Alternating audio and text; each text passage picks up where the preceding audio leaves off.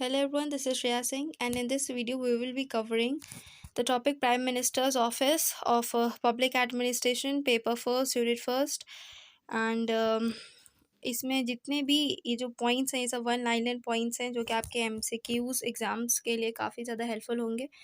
सो इसको बहुत ध्यान से याद कर लीजिएगा and so let's start. So the Prime Minister's office it can be considered as an extra constitutional body। ठीक है, तो ये जो एक्स्ट्रा कॉन्स्टिट्यूशनल बॉडी है इसको इसीलिए कहा जाता है because this is not mention in the constitution of India. Okay, तो इसीलिए इसको इसको एक एक्स्ट्रा कॉन्स्टिट्यूशनल बॉडी का नाम दिया गया है। The prime minister secretariat was created on 15 August 1947 when India gain independence. तो पहले ये जो PMO है ना, इसका नाम जो था वो था प्राइम मिनिस्टर सेक्रेटेरिएट, और फिर बाद में वो चेंज होके बना PMO। ठीक है, प्राइम मिनिस्टर्स ऑफिस इन 1977। ठीक है, तो पहले 1947 में इसको PMS कहा जाता था and then it change to PMO in 1977। Okay, for the first time in India, the PMO was considered as part of the Indian government in 1961 by the allocation of business rules in India. The PMO is headed by the Secretary of the Prime Ministers of India, and the Secretary has had this responsibility since 1977. Okay, तो जब से ये जो 1977 आया है ना, इसके according जो PMO बना है, इसमें जो इसके जो चीफ जो सेक्रेटरी हैं वो जो चीफ सेक्रेटरी बोलो या फिर जो मेन जो हेड है जो चेयरमैन है of the head of the PMO is a principal secretary of the prime minister. ठीक है, तो वही सब कुछ इसमें जो है इसको हेड ऑन करते हैं। सो द PMO एक एक जो PMO है it is a staffing agency. ठीक है, and it act as a think tank of PM। ठीक है, तो एक की स्टाफिंग एजेंसी है, it is a staff. The main person responsibility of the PMO is to provide secretary assistance to the prime minister. तो ये इसका function है। देन नाइन्थ है हमारा who is the political head of PMO, तो हमारे PM ही है political head.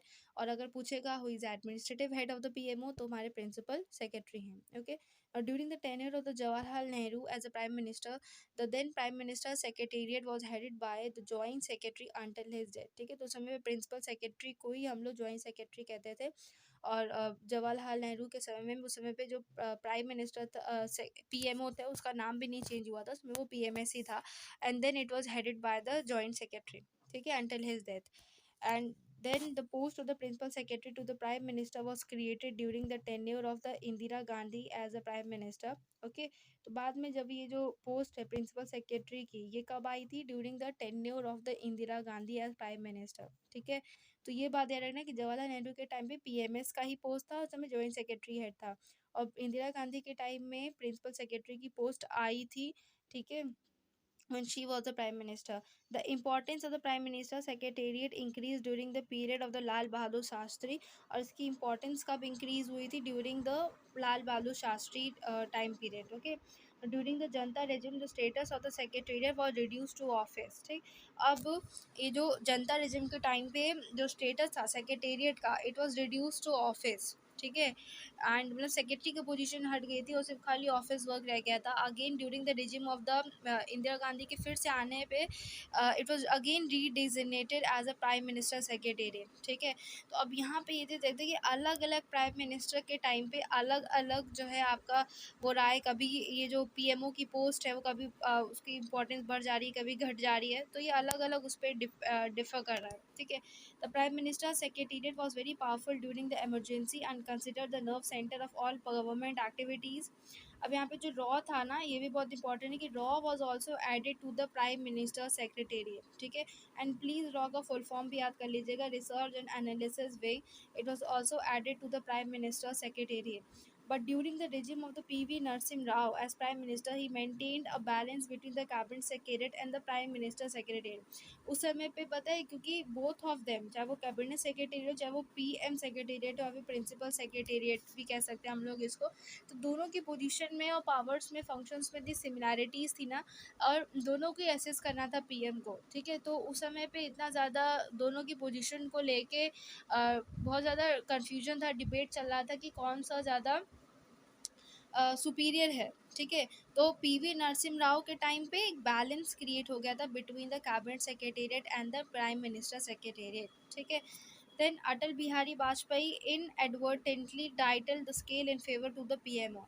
After the downfall of the Vajpayee's government, Manmohan Singh became prime minister and he reorganized the PMO and its role was restricted to advisory apparatus. ठीक है, तो हम लोगों ने कितने सारे पीएम का बात कर लिया कि पहले जवाहरलाल नेहरू थे, देन इंदिरा गांधी, लाल बहादुर शास्त्री, नरसिम्हा राव, वाजपेयी, देन मनमोहन सिंह के टाइम पे आते आते इसकी जो पावर्स थी पीएमओ की वो रिस्ट्रिक्ट होगी टू एडवाइजरी अपैरेटस। ठीक है, एक चीज़ इसमें और जो है याद कर लीजिएगा कि कौन से प्राइम मिनिस्टर के टाइम पे कौन से पीएमओ थे, ठीक है, कौन से प्रिंसिपल सेक्रेटरी थे। ठीक है, तो ये जो है इसमें देख लीजिएगा। Then PMO act as a residual legacy of the central government. Residual legacy का मतलब होता है कि कोई भी ऐसा फंक्शन हो गया या कोई भी ऐसी कैटेगरी होगी जो कि बाकी कैबिनेट में या किसी और मिनिस्ट्री में नहीं हो पाती है, तो वो भी जो फंक्शन है वो कौन करेगा, पीएमओ करेगा। ठीक है, लेकिन पीएमओ भी तभी करेंगे when it is related with the prime minister. ठीक है, when it is not related with the prime minister तो फिर वो यूनियन गवर्नमेंट से रिलेटेड होगा, तो फिर वो कैबिनेट और सेंट्रल मिनिस्टर्स के पास चला जाएगा। Okay, then one of the most important MCQ and the last one is a PMO consists of first 1 and 2 additional secretaries होते हैं, 5 जॉइंट सेक्रेटरीज होते हैं, नंबर ऑफ डायरेक्टर्स हैं, डिप्यूटी सेक्रेटरीज हैं, NSA भी आते हैं इसमें। ठीक है, NSA भी याद रखिएगा। और जो हमारे नेशनल सिक्योरिटी एडवाइजर्स होते हैं वो भी आते हैं, एंड अंडर सेक्रेटरीज। ठीक है, तो ये इसका कंपोजिशन याद रखिएगा। ठीक, फिर हम लोगों ने क्या क्या डिस्कस कर लिया, इसका कंपोजिशन ये पूछा ही जाएगा। इसके प्राइम मिनिस्टर्स के टाइम पे कौन कौन से प्रिंसिपल सेक्रेटरी रह चुके हैं उसको भी एक बार देख लीजिएगा, उनके नाम को भी याद कर लीजिएगा। बाकी इसमें जो है ईयर पूछे जाएंगे कि पहले इसको प्राइम मिनिस्टर सेक्रेटरी कहते थे and the latter was known as prime minister's office. पहले 1947 तक वो सेक्रेटेरिएट था, then it was change to office in 1977। ठीक, और ये भी चीज़ कि प्रिंसिपल सेक्रेटरी जो पोस्ट है वो इंदिरा गांधी के टाइम पे आई थी, और पीएमओ एक स्टाफिंग एजेंसी है, ये एक एक्स्ट्रा कॉन्स्टिट्यूशनल बॉडी है। ठीक है, जो कि कॉन्स्टिट्यूशन में मेंशन नहीं है, और इनके पॉलिटिकल हेड पीएम है, एडमिनिस्ट्रेटिव हेड प्रिंसिपल सेक्रेटरी है। ओके, तो जितना मुझे इंपॉर्टेंट लगा था पीएमओ के लिए वो एमसीक्यूज़ जिससे बन सकते हैं वो मैंने इस वीडियो में कवर कर लिए हैं। ये कुछ 22-21 एमसीक्यूज़ हैं, प्लीज़ उसको अच्छे से पढ़ लीजिएगा, याद कर लीजिएगा, और इससे बाहर तो कुछ और नहीं आना चाहिए।